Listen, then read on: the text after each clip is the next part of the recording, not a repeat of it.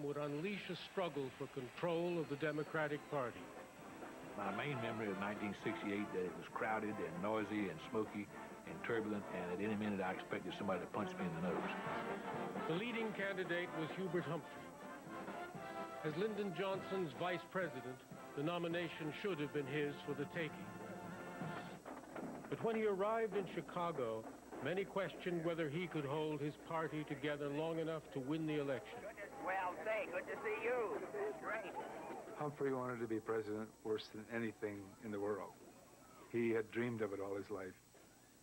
And throughout his career, you see this enormous drive to become president and to get to the top of the political heap. As vice president and as candidate, Humphrey could not free himself from the grip of the president. One place and one person dominated my life that election year, Humphrey wrote. The place, Vietnam. The person, Lyndon Johnson.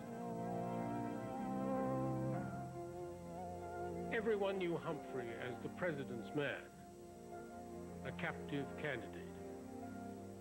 When he first went to the ranch after he became Johnson's running mate, the first thing Johnson did was put him on a horse with a big Stetson and showed that he was Johnson's property, basically, and was dominated in every way by Johnson. Mr. Vice President, in what ways do you disagree with President Johnson's positions with reference to Vietnam? Well, would you mind if I just stated my position on Vietnam? Because the President of the United States is not a candidate, and I did not come here to repudiate the President of the United States. I want that quite clear. Publicly, Humphrey was supporting Johnson's war policies. He could not forget the president's reactions months earlier when he had tried to carve out his own position on Vietnam. I recall waiting for him to come back late in the evening to see what happened.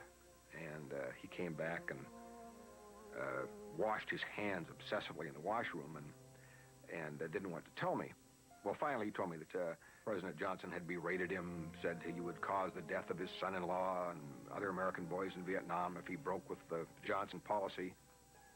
Johnson would have to publicly attack him as expedient and trying to hurt his own efforts toward peace. Humphrey backed down. It was the price he would have to pay for the nomination. In 1968, a president still controlled the nominating process. So if Humphrey had wanted to denounce the war policy or announce his opposition to it or something, Johnson could have retaliated by denying him the nomination, and I have no doubt that he would have. When Humphrey chose to play by the rules, he became the representative of Johnson's war. What he failed to calculate was the force of opposition building within his own party. Challenging Humphrey were delegates led by anti-war candidate Senator Eugene McCarthy. McCarthy had based his entire candidacy on his opposition to the war. On the convention floor, his forces would lead a battle, an insurrection against party regulars of the soul of the Democratic Party.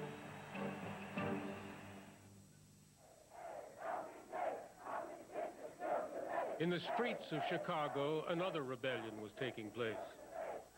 Young people from all over the country had been arriving in the city. They had come to demand an end to the war. Coordinating the demonstrations was a coalition of peace groups, led by veteran pacifist David Dellinger. The latest supposed insight from the police is that David Dellinger was the soul and the heart of the movement, a real pacifist who believed that at some point the goodness of the American people would come forth and would force the government to stop an unjust and immoral war. By 1968, the anti-war movement had been waging its campaign for 4 years, but the war kept escalating. Dellinger believed the time had come to raise the ante. we felt that we had to go from protest to resistance on a national scale because the war was getting expanding horrendously. There were 200 GIs coming home in body bags every week, and somehow we had to stop it. The demonstrators feared that the convention would be a rubber stamp of the Johnson war policies, and they wanted a massive and highly visible show of opposition. You have to ask why the Democrats, not the Republicans. Partly because we were the children of the Democratic Party. We were the children of the Democratic ideal. We expected nothing from Republicans. We expected everything from Democrats. To organize the protest, Dellinger had recruited Rennie Davis. Your days are numbered. We are the second American Revolution. We are winning. Yippies. Also in Chicago were the Yippies, a fringe group led by Abby Hoffman and Jerry Rubin. Their outlandishness appealed to young people already in revolt against what they called white-bread America. Mr. Hoffman, why are the Yippies here? Abby, why are the Yippies here? Well, this was not a carefully structured organization. You'd have to ask each person. Hoffman and Rubin had splashed onto the scene in the fall of 1967, announcing that they planned to levitate the Pentagon. The Pentagon is going to rise into the air. And when it gets about 300 feet in the air, it's going to start to vibrate. Slowly at first, and then a little quicker. And all the evil spirits are going to pour out. The Pentagon's a very evil... Abby Hoffman was a kind of world-class character. A true believer that if you said it loud enough, funny enough, and wild enough, you'd get people to listen. And maybe P.T. Barnum-like, there was a sucker born every minute, he was going to rope them in. For good causes in his mind. But he was a character. Together, Hoffman and Rubin became darlings of the media. Months before the convention, Hoffman and Rubin had turned their public relations savvy to Chicago. And for that, they invented the Yippies. Yippie was born in a kind of dope dream. And as they sat around, getting high, they started playing around with words and came up somehow with Yippie. Yippie, Youth International Party. Yippie, Yippee-I-O-Ki-Yay. And they were off and running. The Yippies saw Chicago as their ultimate stage for political theater. In a typical irreverent gesture, the Youth International Party would run a pig for the presidency. And they announced that they were planning to bring 500,000 people to Chicago for a festival of life. The Festival of Life sounded like anything and everything cutting loose, from nude swimming in Lake Michigan to cavorting at all hours in the parks to sharing dope all night, all day long. They wanted a permit to put on their anarchist ball. The Yippie request outraged Chicago's mayor, Richard J. Daley. The mayor was one of the most powerful Democrats in the country. And President Johnson was counting on Daley, a law and order man, to keep control of the convention. Mayor Daley was really the last of the great old big city titans. He was unlike anybody else in the country at the time. He was in charge. Daley had a national convention to run. But now his city was facing the prospect of thousands of hostile demonstrators, and the Yippie tactics were only fueling his anxiety. The types of threats that are made are absolutely preposterous, but just as absolutely believed by the populace and by the mayor. They talked about dumping LSD in the water filtration plant. They were going to get the whole city high. We're going to run away with the daughters of convention delegates. Sometimes they said they'd have huge nude-ins at Lake Michigan. They were going to break windows and turn over automobiles and use Molotov cocktails. They didn't really digest each and every one of these threats, but I think a siege mentality set in. By mid-July, the protesters had repeatedly sought permits for their demonstrations. But the city was stalling. They wanted to be able to do anything that they wanted to do. They wanted to march in the street. They wanted to block traffic. They wanted use of the parks all night when the law was that the parks have to be clear at 11 o'clock at night. They just didn't want any law to apply against them. They wanted to cause trouble. And it was as obvious as the nose on your face. Daley was gambling that without permits, there would be no demonstrations. But the protest leaders had come too far to turn back. We are pressing to be able to talk with the mayor and to hope that he will come to his, shall I say, good senses and to grant the permits for the kind of activity that it is absolutely necessary take place during a convention in wartime.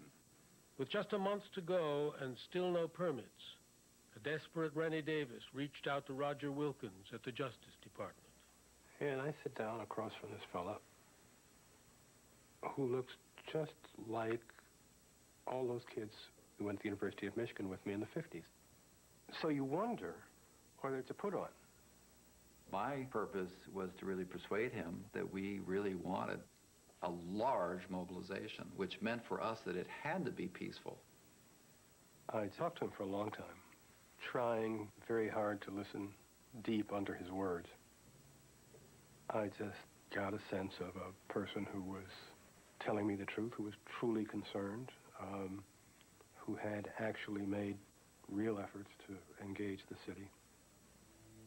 Wilkins agreed to approach the mayor. We went in to see Daley, and I began to tell him about the conversation that I'd had with Rennie. And about 5 minutes into the conversation, red started coming up from Daley's collar, all up in these jowls, which seemed larger and larger and larger to me. And he launched into a monologue which I believe lasted about 25 minutes. And when I tried to interrupt and say, "But Mr. Mayor," he would just raise his voice. When I walked away from Daley's office, I thought, we're going to have violence. He's going to unleash his police department. Richard J. Daley was the embodiment of power so tightly wrapped up in its own righteousness that it can't hear any words but those words that are echoed back out of its own mouth. So he made it almost a morality play. For those determined to protest the war in Vietnam, Chicago had become a magnet. I remember just before the convention, my mother called me up and said, and she lived in New York, and she said, be careful. I said, careful of what? I said, you know, this is America. I'm going out to Chicago. I'm going to express a minority point of view. I'm going to lose, and I'm going to go home. And I just didn't see what the big deal was. When the plane landed, there were ranks of soldiers all over the place, and we felt like we flew into the middle of a military camp. I was looking around and saying to myself, I've never seen anything like this in my life. There was a phone strike on, so the phones weren't working. There was a taxi cab strike on, so you couldn't take a taxi cab. They had a bus strike, so you couldn't take a bus. And it became very clear that the city, and particularly the places where the delegates were, we were under siege. At Lincoln Park, the protest leadership organized self-defense sessions for the benefit of the cameras. The press had arrived in droves, and the demonstrators were eager to get their attention. The first time that the media came out to film a snake dance, I think Rennie Davis or Tom Hayden said, no, we aren't really ready for this because, yeah, we got to train a little bit more. And, you know, come back in a couple days. It's a very grueling thing to do, bouncing from one leg to the other, holding arms with somebody. There's a picture of me somewhere in it, bouncing up and down and looking rather silly, I think. But it did look impressive for the 30 seconds they did on the news. On Sunday, the day before the convention, 2,000 demonstrators gathered in Lincoln Park, some 10 miles away from the convention amphitheater. Lincoln Park that first day, it was quite festive. It was both festive and tense, depending, I think, on who you were. If you were gathered around Allen Ginsberg going, Om, it felt very mellow.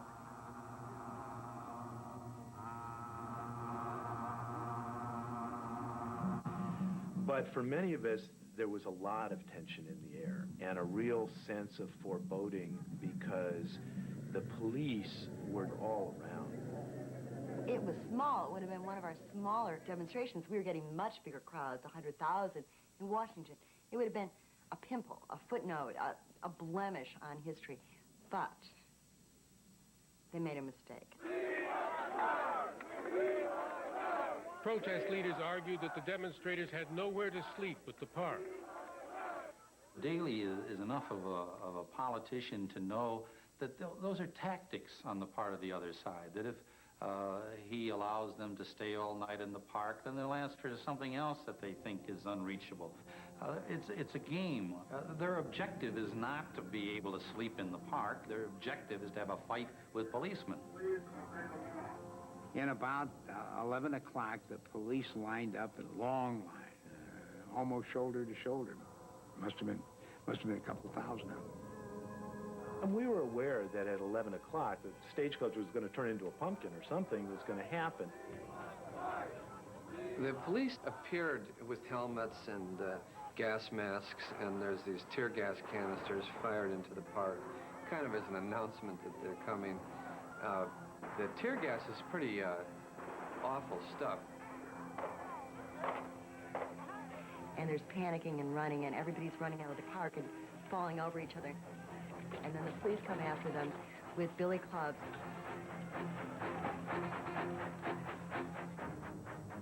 The police just went wild. You had large men with long clubs whacking anybody they could get their hands on. And if they caught somebody, they had them on the ground, were kicking them until they seemed to be submissive, and then they would move on and grab the next one. Their willingness to use violence was so far beyond anything any of us had anticipated. I just don't understand to this day how people can think that if a police officer collars somebody at the corner of Balboa in Michigan, they're under arrest. They don't have a right to struggle with policemen. They don't have a right to try to run from policemen. See, all little kids on side streets all over America know all this stuff. A group of intellectuals from the suburbs of the 1950s and 60s didn't understand that. They were spoiled brats who thought that they knew better than everybody. And an awful lot of the kids were just involved in it for the thrill. But they were being encouraged to do things they shouldn't do by these sophisticated guys whose idea was to really shame the United States government. We dared to defy their authority, and that was a fundamental provocation, and no more was needed. We weren't ready to storm the Bastille. Rather, in this case, the Bastille decided to storm us. And when they made that decision to kick us out of the park that night, to not let us just hang out and sleep over, the die was cast. Monday, August 26th. The Democrats convened at the International Amphitheater to nominate their presidential candidate. As convention host, Richard Daley felt he had to distance the Democratic Party from the anti-war protests. We have no flag burners in this Democratic National Convention, and I don't think any of them would belong here. 89 million Americans would be watching the convention on television, more than any other political event of its time. And the mayor was concerned that the party appear united and optimistic, no matter what went on in the streets. By 1968, television was the medium for the convention. The conventions existed for television, and people looked to television for what was happening. But the network's ability to broadcast anything outside of the amphitheater was severely constrained. Daley blamed it on a strike by electrical workers. The networks could still cover the demonstrations, but they had no way to broadcast these scenes live. I have always believed that Daley and the Democratic machine of Chicago, which was also very friendly to the president, Lyndon Johnson, were trying to prevent the coverage of anything that happened outside the convention hall, and the way they did that was to deny us connections. It was all an attempt to let us cover what they wanted to see covered and not let us cover what we wanted to cover. It was becoming clear that the story was in the streets with the protesters. Humphrey had come to Chicago expecting triumph. He was met with scorn. A man wearing a McCarthy button shouted, "You used to be our hero." He was under enormous pressure from the left, from the right, from the center. But the big surprise that he feared most was that Johnson would change his mind and come to Chicago and present himself as a candidate. Even from his ranch in Texas, Johnson would control Humphrey and the convention. At the platform hearings, Humphrey told his staff to negotiate a Vietnam position that made concessions to the peace forces. He believed it held the only hope of uniting the Democrats. Humphrey then called the president with the compromise. Johnson struck it down. Humphrey would have nothing to offer the anti-war delegates. The peace delegates were determined their views on Vietnam be heard. They brought their own Vietnam plank to the floor. They were not there as Democrats. They had no interest, particularly in democratic politics. They were fundamentally interested in getting that peace plank through. By and large, we were outsiders, and we were imposing on them, and they made it very clear to us. We didn't belong there. They wanted us to go away. To keep a tight rein on the proceedings, a high level of security was ordered inside the hall. The ushers came from a company called Andy Frame, and if they would see that you were wearing a McGovern or a McCarthy pin, they would stop you. And you would take your badge, which was on a string around your neck, and you would hold it up. And no matter which side you would hold up, the Andy Frame would grab your arm by the elbow and twist it this way and say, "I have to see the other side." And they would pick your arm up so your shoulder hurt. They didn't want anybody to speak up, act up, or get in their way. As Monday blurred into Tuesday, tensions in the hall escalated, and the fighting between the demonstrators and police intensified. The police officers saw order as their job. The protesters saw disorder as their goal. Both sides worked themselves up to get angrier and angrier. The Chicago policemen who were in the streets of Chicago were from blue-collar families. They didn't have any opportunities to go to college. And I think those Chicago police officers didn't understand why these kids, the sons and daughters of the affluent, were out in the streets trying to wreck the system.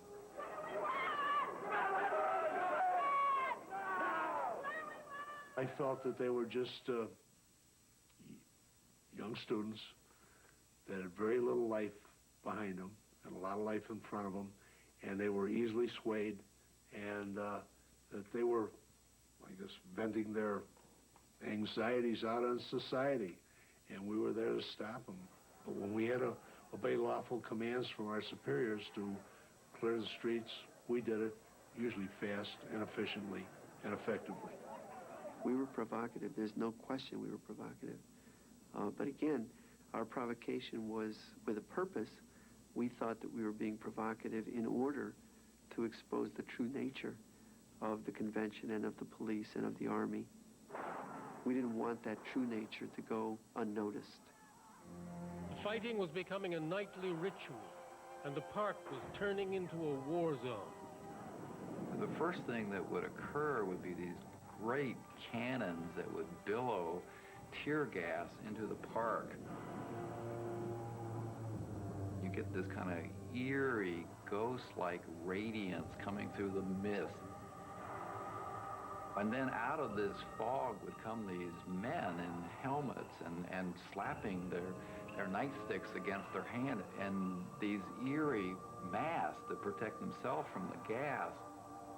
You just felt like you were in a science fiction movie. The toll it takes on your body is unreal. You've got to build yourself up to where you think you've got enough guts to go into the riots. And then after it's through, a lot of times I went home and I had a stiff drink and pegs of cigarettes just to come down. And then you go to bed after a couple of hours, try to get some sleep. You generally couldn't sleep. You'd wake up the next morning or the next afternoon like a truck hit you, and then it was time to go right back in. You're so nervous, you're wondering when you're going to get hurt. You don't know if somebody's going to throw a brick at you or a Molotov cocktail or human excrement, which they threw at us. You just don't know. One particular hippie that got knocked down started hollering, "Medic, medic," and it seemed like in the middle of a riot, the whole riot stopped. Two hippies with armbands, with crosses on their arms for armbands, came out, ran to this guy, picked him up. We all stood there and watched, took him off to the side, and then the riot continued.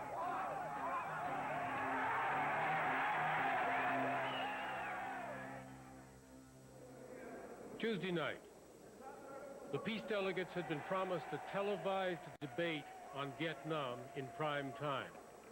But now the convention managers were delaying, pushing the debate past midnight when the audience would be far smaller.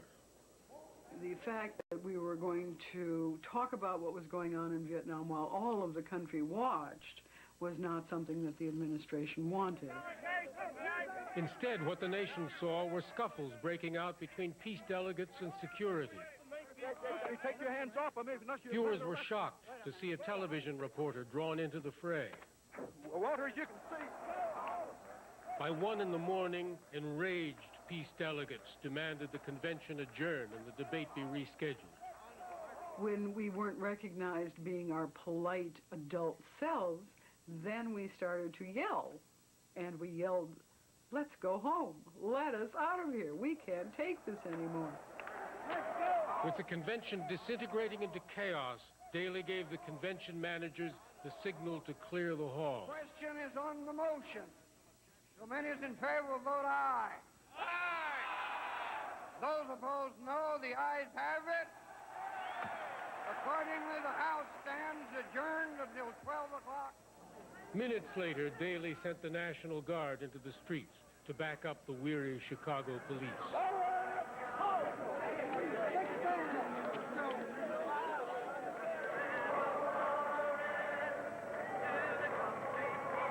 The demonstrators had massed across the street from the Hilton Hotel, which housed the Humphrey and McCarthy headquarters, as well as hundreds of delegates.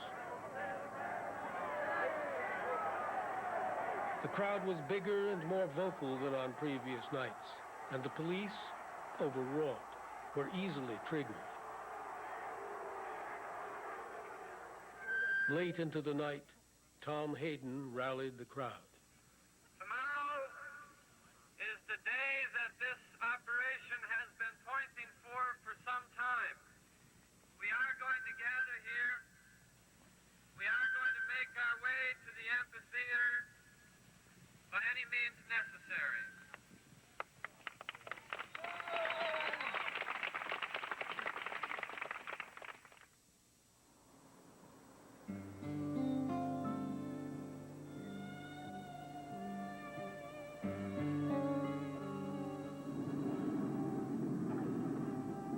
Wednesday, August 28th. All the passions that had streamed into Chicago would be exhausted. By day's end, the politics of law and order would win out over the politics of protest. Wednesday is the day that it's all about. This is what 1968 has come to.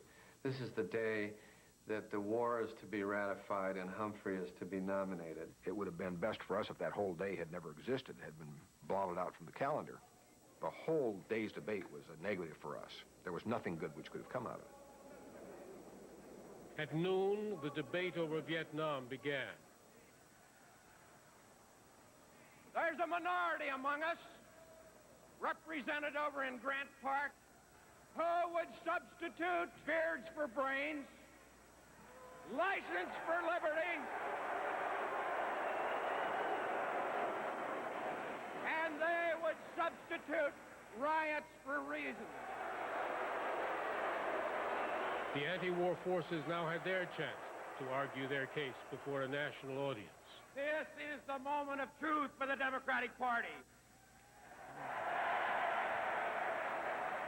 The struggle on the floor of this convention will determine whether we have the courage to say that we were wrong, and even greater courage to chart a course towards peace in Vietnam. I am supporting a plank that gives the American voters some hope for an end to this miserable war. We are not outside the mainstream of the Democratic Party. We agree with the voters in every Democratic primary. Stop the war.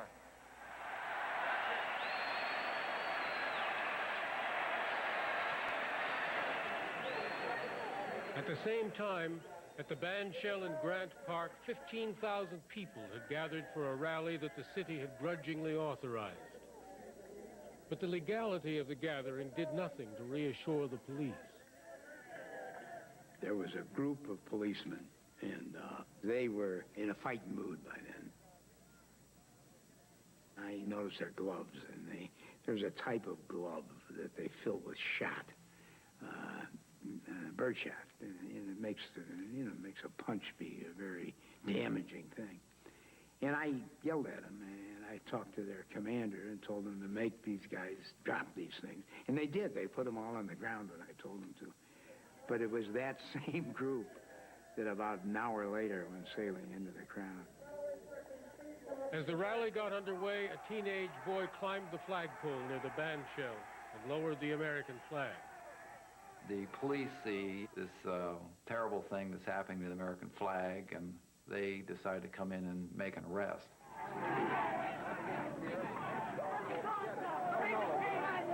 And as they arrest, they blow the crowd away that's around the flagpole, and move in with great force and pull this person out.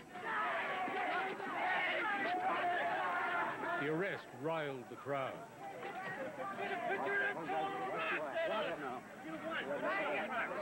Get a picture throwing the rocks. Go on. The protest organizers felt they were losing control. Sit down. All right, the marshals are going to the point. Everyone else. I told people, sit down, don't throw anything. That's exactly what they want. They want to start a riot. They are provoking us, but we do not want to confront them now. Move back, please. To prevent a confrontation, Rennie Davis rushed over to set up a line of marshals between the police and the restless demonstrators.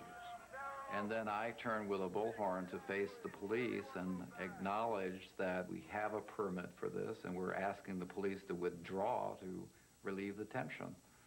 Well, that just really set everything off. Here they come. As they approached me, many policemen shouting, really, "Kill Davis." And it had that word kill had a certain ring to it that was not just a slogan. The police targeted Davis and beat him unconscious. And then all hell broke loose. The police started marching into the crowd, but they were marching in phalanx and simply beating up or beating back anybody that was in their way. This assault in broad daylight was a turning point. 4 days of running battle had fractured the protest leadership. David Dellinger believed in the symbolic power of a peaceful march to the amphitheater. He never wavered in his commitment to nonviolence. But Tom Hayden was abandoning that position and now urged guerrilla tactics in the streets. The people are going to line up to try to march out, and at that point they're going to be tight enough on this side for us to come in and start just telling them in small numbers to move to the loop. I was trying to keep my head while I was going out of my mind. I was reacting to the fact that Rennie was down, bleeding somewhere, that I thought Dave was leading us in his good-natured way into a deadly trap where we would all be arrested. As Dellinger tried to calm the crowd, Hayden confronted him.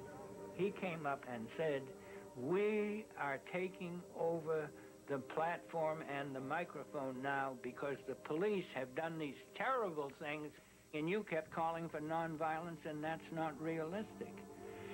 Finally, I looked him in the eye and said, "That's not true. I'm not giving up the microphone." Tom Hayden grabs the microphone away from Dave Dellinger. in a kind of passionate anger, he tells the audience, listen, if blood is going to flow, let it flow all over the city.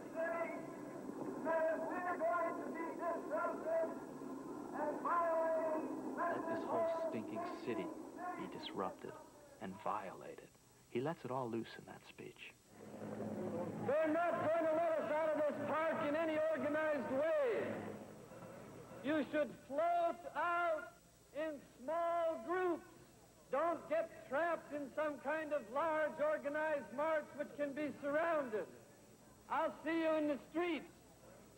Davis getting hurt changed Tom Hayden's perspective on what was happening in Chicago.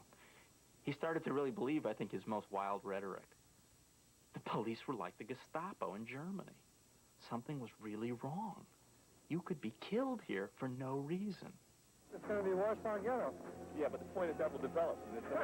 I changed into a wacky disguise. I think I had on a beard and a football helmet.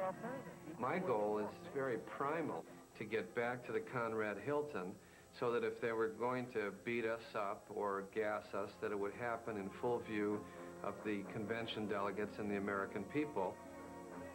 A few demonstrators followed Hayden to the Hilton, but many, 6,000 in all, chose peaceful protest and lined up behind David Dellinger. People wearing helmets should move to the outside of the lines, Waiting for them was a line of policemen. Dellinger tried to negotiate with the police. He had done this in other cities where officials ultimately had relented. There'll be no march. There'll be no march. There's no permit to march. Chicago's police had been told that the demonstrators fully intended to disrupt the convention. What they had heard at the bandshell only inflamed their fears. There will be no march today. I felt that I had led this group of people into a trap.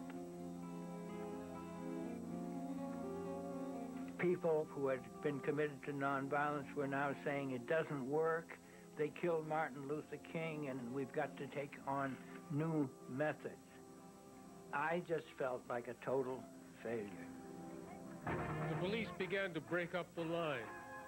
Thousands of demonstrators headed for the bridges leading out of the park. There, they were stopped by armed units of the National Guard. The Guard was under orders to keep the protesters away from the amphitheater and the delegate hotels. As the demonstrators were being kept at bay, the delegates were finally voting on the peace plank and the direction of the war. On the minority report, the yeas are 1,041 and 1. The peace forces were handed a crushing defeat. And the minority report is not agreed to. The convention had voted to support the war. Humphrey's nomination was a foregone conclusion.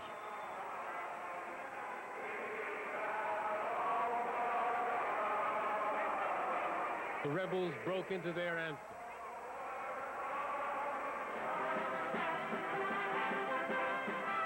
To drown them out, party managers directed the band to strike up another tune.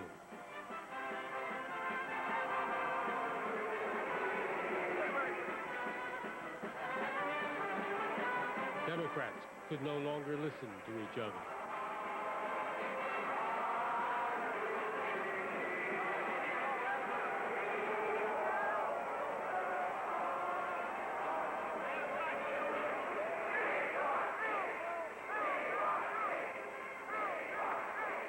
We were desolate. All of the work that we had done, all of the effort we had made had, it seemed to us, come to naught.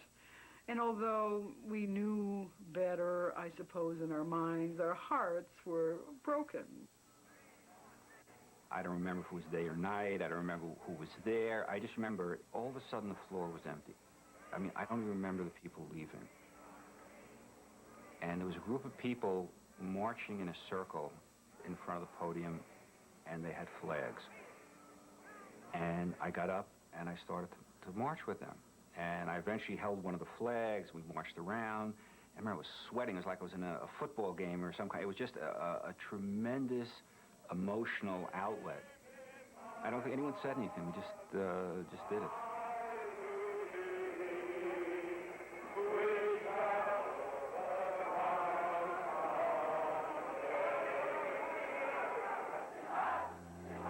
By evening, Mayor Daley's deepest fear was coming true. 7,000 demonstrators had made their way to the intersection in front of the Hilton. There were taunts and ugliness. It was designed to provoke. It was designed to arouse. It was designed to show hatred, cursing, anger, fury. You can't ask us to protest politely so that you can dismiss us. We're going to protest with every fiber of our being. And that kind of sense allows you to go back and put yourself in the way of a billy club. I really don't know what started the intersection to go up for grabs, but the whole place just went up for grabs. A half an hour into the standoff, the police began to retake the intersection. We were ordered to sweep the street and clear the street, and that's what we did.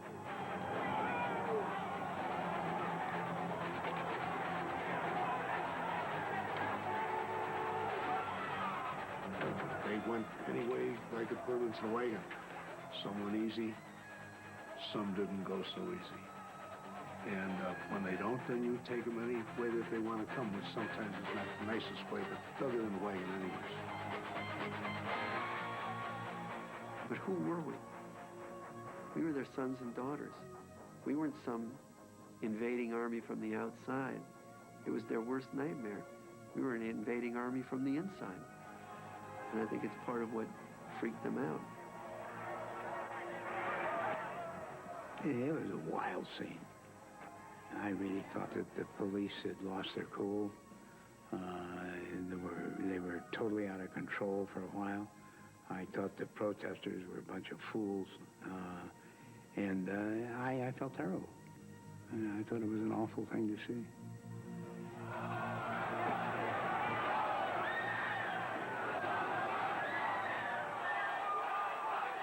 The crowd chanted, "The whole world is watching," convinced that the sight of young people being beaten by police would stir a public outcry.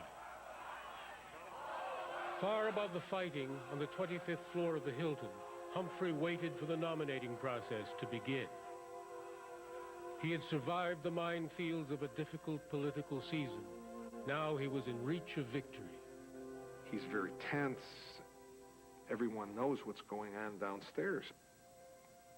He goes over to the window a couple times, and one of those windows in the suite was open, and some of that tear gas is wafting up those 20 floors. And you see him go over there and kind of shake his head, and then walks away into his own secret hell.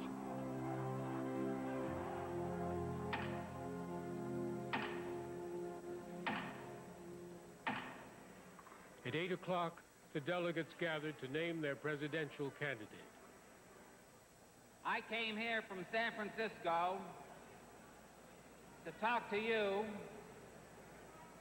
about Hubert Horatio Humphrey.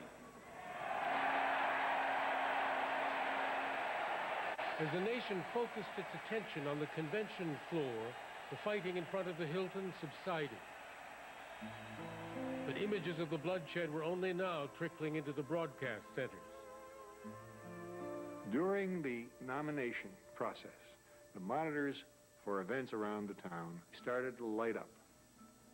And I was ignoring it because it was over my shoulder and I had enough to do just trying to control what we were showing of events on the floor. Until Shad Northshield, who was in charge of the outside activities, screamed at me, "Look at these, you son of a bitch." And I turned around, and there was scenes of police beating up kids in a way that I had not seen before. News executives faced an unprecedented dilemma. Should they cut away from the selection of a presidential candidate to cover an event that had happened earlier that evening? Do I use this or don't I use this? Is it news or is it propaganda? You know, and I don't have time for a seminar. And finally I decided this was news. And that's what we were there for, and we had to show it. I told Huntley and Brinkley just enough for them to say what was going on. This is on tape, since again we're not able to cover it live. The tape you're about to see was made about 30 to 40 minutes ago. Now we rolled the tape.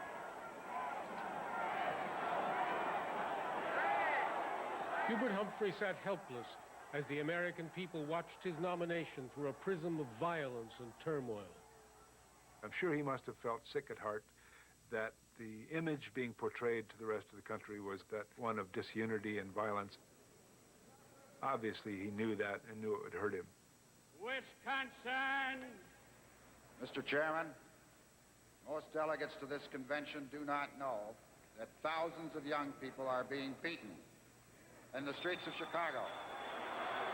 And for that reason, I request the suspension of the rules to relocate the convention in another city. Wisconsin is not recognized for that purpose. The reality for the viewing American people was what they saw via their television screen. And the screen was showing them, at a critical moment in the convention, violence, conflict, disorder. And with George McGovern as President of the United States, we wouldn't have to have Gestapo tactics in the streets of Chicago.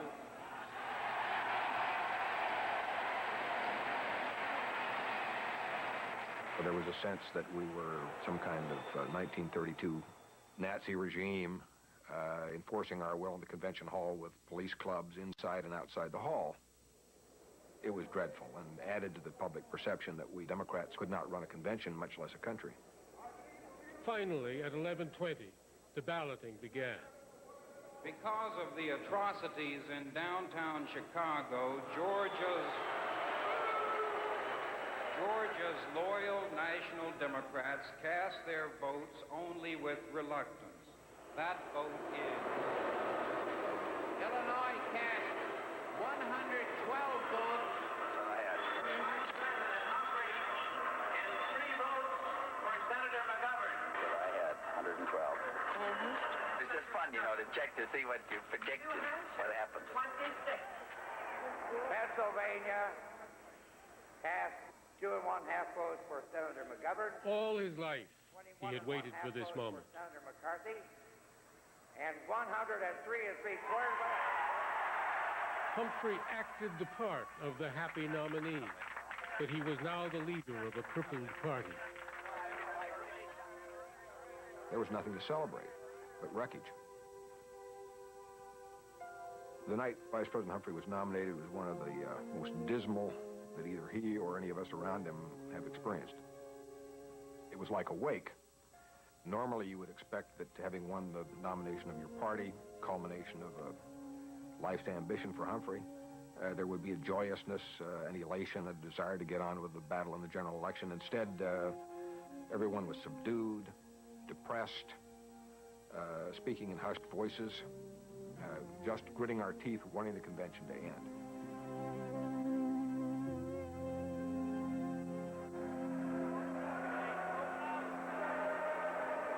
Following Humphrey's nomination, anti-war delegates left the hall for a candlelight march through the streets. One political observer noted, the Democrats are finished. For the demonstrators, the whole world was watching. But opinion polls later showed that a majority of Americans had turned against them.